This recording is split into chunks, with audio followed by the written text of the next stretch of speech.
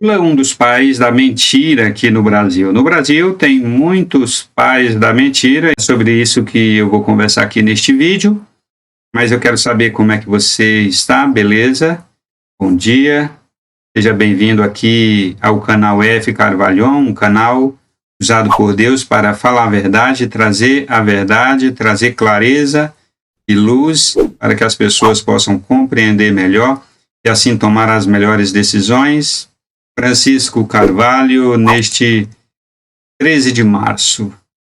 Pois é, pessoal,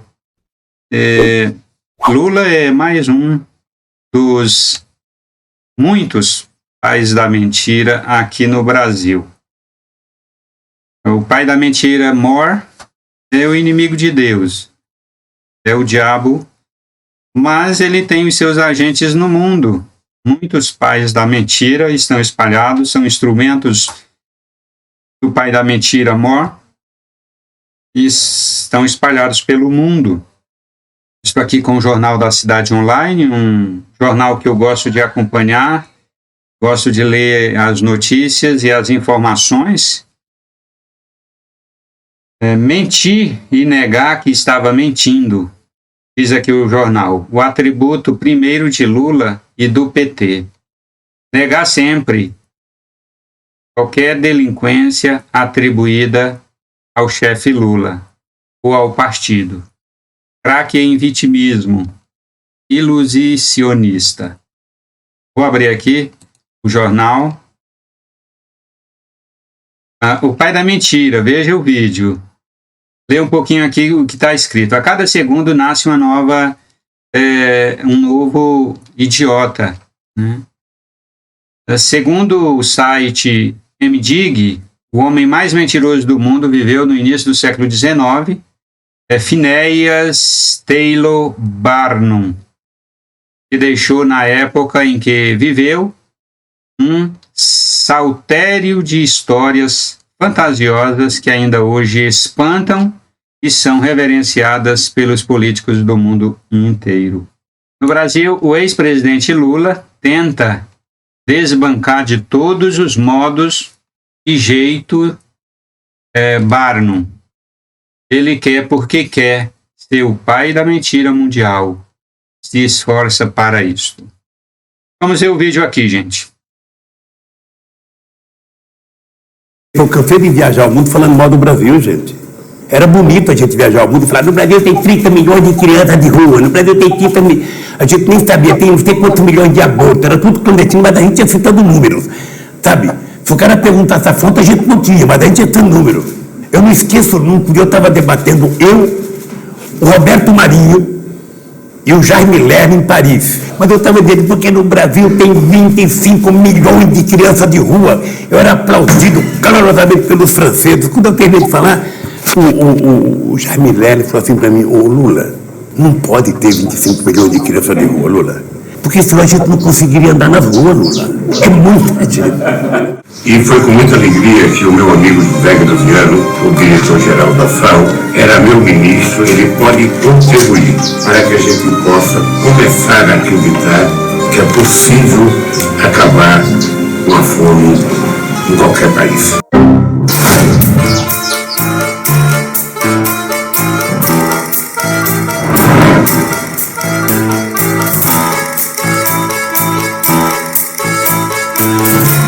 Se o cara perguntasse a fonte, a gente não tinha, mas a gente ia ter número. Outro assunto aqui, minha gente, do Jornal da Cidade Online, sobre o pessoal da Lava Jato, né? O juiz e os procuradores. O problema está em endeusar pessoas, prática condenada na Bíblia.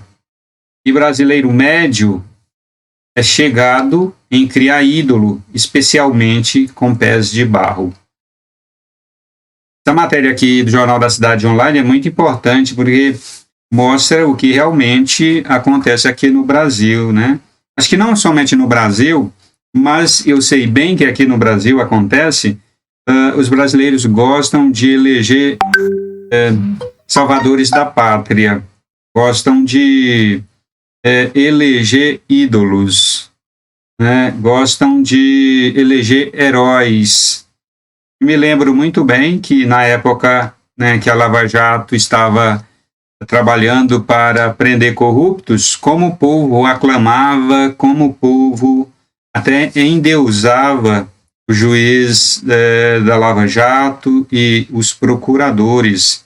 O brasileiro, como diz aqui a matéria, o brasileiro médio, ele é chegado a querer que alguém resolva os problemas da nação para ele. Ele não aceita o fato de que o poder é do povo. O povo é que tem o poder. O brasileiro médio, ele gosta de ficar em casa, deitado no sofá, né, curtindo um filme e precisa de um herói para resolver os problemas da nação, os problemas de povo, os problemas de governo, problema de corrupção, problemas diversos que o nosso país enfrenta. Ele não assume o poder que é do povo, o poder do povo. O brasileiro médio busca heróis para resolver os problemas. E quando surgiu o Sérgio Moro, a Lava Jato e tudo mais, o brasileiro médio aclamou Sérgio Moro como o salvador do Brasil e também os procuradores. Todo mundo queria, né, o brasileiro médio queria Sérgio Moro, inclusive no STF, queria Deltan Dallagnol no STF. Mas quem construiu essa imagem de herói, quem deu essa imagem de herói ao pessoal que trabalhou na Lava Jato, foram os brasileiros, né? O brasileiro médio. Então vamos ler aqui um pouquinho da matéria. Após a decisão de Fachin e a pressão de Gilmar Mendes, turma lavajatista, sempre em defesa da mais famosa operação policial da história do Brasil, entrou em choque. As verdades que surgem são compatíveis com o faça a coisa certa? É uma questão sensata. O problema está em endeusar pessoas, prática condenada na Bíblia. E brasileiro médio é chegado em criar um ídolo, especialmente com pés de barro. Jogadores de futebol, atores, atrizes, cantores, agora juízes e promotores. Já defendi a Operação Lava Jato com todas as forças. Quem não defendeu? Vimos os políticos de sempre sendo engaiolados. Era uma festa. E de fato era mesmo, né? Quando um corrupto era preso, né, o Brasil vibrava, os brasileiros faziam festa, era a maior festa. Até que percebi algo fora do lugar. Decidi investigar, cada um em seu tempo, para descobrir a verdade. Quando surgiram alguns sites de esquerda falando de seletividade, fiquei surpreso e passei a olhar de modo mais crítico e cauteloso. Ué, eles não estavam fazendo a coisa certa? Para mim, a ficha da Lava Jato caiu quando ouvi Deltan Dallagnol lamentar a esquerda não ter abraçado a pauta anticorrupção. A eleição 2018 não era uma piada sinistra, não era ironia. Ele falava sério. Após a eleição de Bolsonaro, tendo o PT saqueado o país, não era possível ele ter dito isto. Aí a suspeita ficou séria. Eu vou ler apenas até aqui dessa matéria para destacar o fato de que o brasileiro gosta de escolher heróis, gosta de produzir heróis para que resolvam os problemas. Isso não é bom. E eu estou falando isso exatamente para que os brasileiros não façam isto com Bolsonaro. Os conservadores, o povo da direita brasileira, não façam isto com Bolsonaro. Eu sei que tem muitas pessoas que têm essa tendência de fazer de Bolsonaro um ídolo, um deus, um herói para resolver o problema da nação, e não é assim. Nas eleições de 2018, eu votei no Bolsonaro. Se fossem hoje as eleições, eu votaria nele.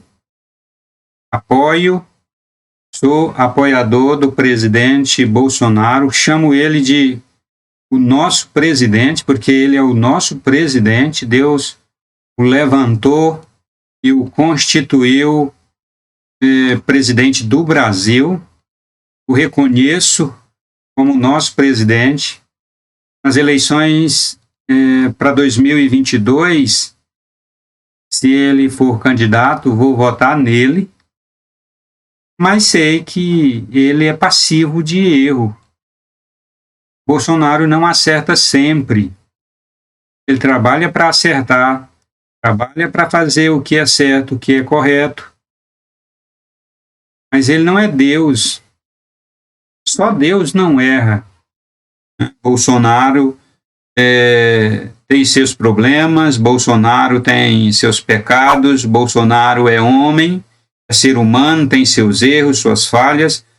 E eu estou falando isso porque ele mesmo diz isto. O próprio Bolsonaro diz que ele erra. Será mais um erro endeusar Bolsonaro, porque ele é ser humano e ele erra, e pode vir errar, e pode inclusive errar feio. Pode inclusive errar fazendo coisas que ele prometeu não fazer. Isso pode acontecer, certo, minha gente? Então, não é bom eleger heróis, não é bom fabricar heróis para resolver os nossos problemas. Bolsonaro não vai resolver o problema do Brasil, Bolsonaro não vai resolver todos os problemas do Brasil. Ele está se esforçando muito, lutando, batalhando, trabalhando incansavelmente para melhorar o país, melhorar a nação, e a gente sabe das dificuldades que ele tem. Sabemos do enfrentamento que ele tem que fazer para não ser consumido, para não ser destruído por esta máquina muito poderosa, a máquina brasileira, né? A máquina chamada esquerda, com todo o seu aparato, como um trator violento, passando por cima do conservadorismo e querendo destruir o presidente Bolsonaro, porque se apresentou, e lembro bem quando Bolsonaro apareceu no cenário buscando a candidatura e buscando se eleger à presidência da República, ele apresentou uma agenda conservadora, e os brasileiros, sendo a maioria conservadora, assimilaram aquela proposta de governo com a agenda conservadora que ele trouxe. Os brasileiros resolveram votar nele e colocar ele na presidência. Nós sabemos que ele sentou na cadeira da presidência, tem a caneta, mas ele não tem o poder para governar, porque o poder está na mão da esquerda, né, dos órgãos diversos da esquerda aqui no Brasil. Né, o poder está do outro lado, não está com ele, ele não tem o poder, então é muito difícil para governar. Mas não adianta não, minha gente, querer fazer de Bolsonaro um herói que vai salvar o Brasil, não. O poder está na mão do povo, o poder é do povo. Quem pode resolver o problema do Brasil é o povo. E como é que o povo resolve o problema do Brasil? Indo para a rua. Os conservadores em peso na rua, os conservadores em peso em frente aos órgãos que podem resolver o problema do Brasil, é que vai criar um ambiente para que haja mudanças estruturais aqui no Brasil. Bolsonaro está governando, está tentando governar, mas ele não vai conseguir produzir mudanças estruturais, porque a estrutura que existe hoje é muito poderosa e um homem só não consegue resolver e não consegue promover mudanças estruturais aqui no Brasil. as mudanças estruturais que precisam acontecer aqui no Brasil só vão acontecer quando o povo em massa, em peso, os conservadores em peso, estiverem nas ruas, ocuparem as ruas de maneira ordeira, pacífica, de maneira patriota, sem bagunça, sem quebrar nada. Porque o verdadeiro conservador, ele não faz bagunça, ele faz manifestação pacífica, bonita, patriota. Então é com o povo conservador na rua, de uma maneira ordeira, de uma maneira bonita, de uma maneira que Deus se agrada, é que mudanças estruturais vão acontecer no país. Então, não adianta querer que fabricar herói, porque não tem herói brasileiro. Não tem herói brasileiro. E nós não precisamos de heróis para resolver os problemas estruturais do Brasil. Porque o herói é o povo. O herói brasileiro é o povo. O poder está nas mãos do povo. O poder emana do povo. O povo na rua, de maneira ordeira, bonita e de maneira que agrada a Deus, fazendo manifestação agradável a Deus, é que pode, com persistência, muito trabalho, muita insistência, pode produzir mudanças estruturais no Brasil. Então, os brasileiros nas ruas, ocupando os espaços na frente dos órgãos competentes, que podem fazer alguma coisa para que mudanças estruturais aconteçam. E aqui mais uma notícia do mesmo jornal, a bandidagem reagem. Então vou abrir aqui. Cunha segue Lula, acusa Moro de suspeição e pede anulação de condenação. Então todos os condenados pela Lava Jato, pelos crimes que cometeram, agora querem e vão seguir o mesmo caminho de Lula, entrar no STF, pedindo que os ministros do STF façam a mesma coisa, anulem os processos que são contra eles, né, processos condenatórios pelos seus crimes. Eles querem que sejam anulados também, da mesma maneira que Fachin fez com Lula, eles querem. O ex-presidente da Câmara dos Deputados, Eduardo Cunha, condenado a mais de 15 anos de prisão por crimes de corrupção passiva e lavagem de dinheiro, no âmbito da Operação Lava Jato, solicitou a anulação da condenação, alegando a suspeição do ex-juiz federal e o ex-ministro da Justiça e Segurança Pública, Sérgio Moro, que atuava nos processos da Força Tarefa.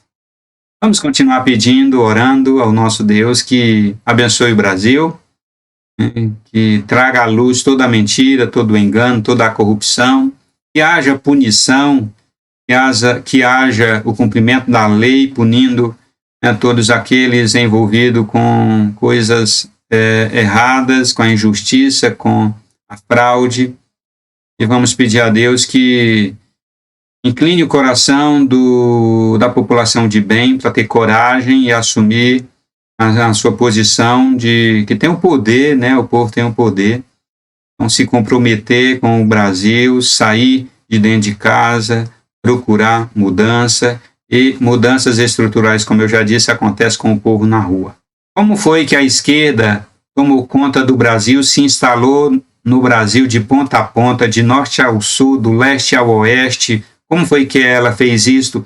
Enquanto os conservadores, o povo de bem, estava deitado eternamente em berço esplêndido, a esquerda tomou conta do Brasil, a esquerda que era pequena nos idos da década de 70, a esquerda aqui no Brasil ainda era pequena, estava tentando se instalar, e os brasileiros, os conservadores, foram se deitar em berço esplêndidos, enquanto a esquerda tomou conta do Brasil. Aí chegou a um ponto, a uma situação, que os conservadores estavam sofrendo a opressão da esquerda. Aí acordou, o povo conservador acordou e agora busca mudança. Mas a mudança não acontece de uma hora para outra, vai levar décadas. Se os conservadores continuarem lutando, trabalhando, a esquerda se instalou no Brasil também porque o pessoal da esquerda fazia movimentos de rua e fortalecia cada vez mais a esquerda. As mudanças estruturais que precisam acontecer aqui no Brasil, a fim de que o país se torne uma nação conservadora, né, de estruturas conservadoras, elas não vão acontecer de uma hora para outra, levarão décadas, assim como levou décadas para que a esquerda chegasse ao ponto que chegou, também levarão décadas para que essas estruturas sejam desmanteladas e o Brasil possa ser, né, uma nação conservadora, uma nação que realmente agrada aos olhos de Deus. É isso aí, minha gente, são esses os assuntos que eu quero trazer aqui para você. Compartilha esse vídeo, compartilha mesmo, eu peço que você espalhe este vídeo para muitas pessoas, coloca aí nas suas redes sociais, nos seus grupos de WhatsApp, manda para aquele seu amigo, aquela pessoa, marca ele, manda o vídeo, comenta aqui embaixo, compartilha, que Deus abençoe você, que Deus abençoe a sua família, e a gente se vê no próximo vídeo.